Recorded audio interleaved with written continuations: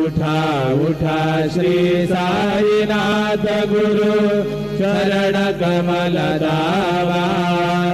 आदि व्याधि भवताप वारुणी तारा जड जीवा भगमनी सद्भाव धरुनी जय तुम्हानुसरले जायास्तवते दर्शन तुमचे द्वारी उभे ठेले ध्यानस्था तुम्हास पाहुनी मन मुचे धाले परित्वदवचनामृत प्राशायाते आतुर झाले उघडो विनेत्र कमला दीनबंधो रमाकांदा